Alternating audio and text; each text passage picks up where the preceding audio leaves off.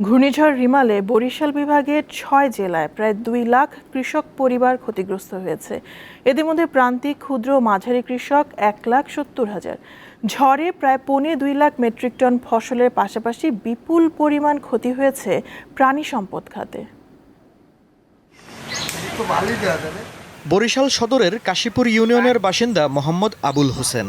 জমি বর্গা নিয়ে শাকসবজি চাষাবাদ করেন তিনি। এজন্য একটি বেসরকারি সংস্থা থেকে ১.৫ লাখ টাকা ঋণ নিয়েছেন। কিন্তু সম্প্রতি ঘূর্ণিঝড় রিমালের কারণে পথে বসার অবস্থা তার। এই ঝড় তুফানে আমার সব গেল শেষ হইয়া। এখন আমি যেন কি করুম, যদি আমি কোনো সরকার দিয়া যদি কোনো কিছু সহায়তা পাইতাম, কিছু লাভবান আমি কাটিয়ে উঠতে পারতাম। বরিশাল বিভাগীয় প্রশাসনের দেয়া তথ্য অনুযায়ী রিমালের কারণে বিভাগের ৬ জেলায় ৯০,৭৯৮ হেক্টর ফসলি জমি আংশিক ক্ষতিগ্রস্ত হয়েছে, আর সম্পূর্ণ ক্ষতিগ্রস্ত হয়েছে ২,৭৮৯ হেক্টর জমি। ক্ষতিগ্রস্ত ফসলের মধ্যে রয়েছে আউশ ধান, চীনাবাদাম, মরিচ, মুগ ডাল, তিল, শাকসবজি, পাট, পান, কলা ও পেঁপে সহ বিভিন্ন ফল।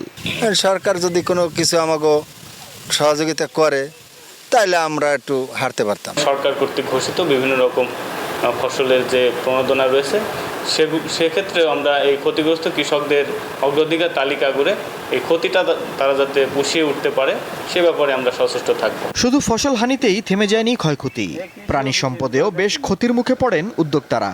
সরকারি তথ্য মতে বিভাগের ৬ জেলায় অন্তত ৯৩,৮৮২টি পুকুর, দিঘি ও ঘের ক্ষতিগ্রস্ত হয়েছে। এছাড়া ২২ হেক্টর আয়তনের ১২০টি কাঁকড়া ও কুচিয়া খামারিরাও লোকসানের মুখে।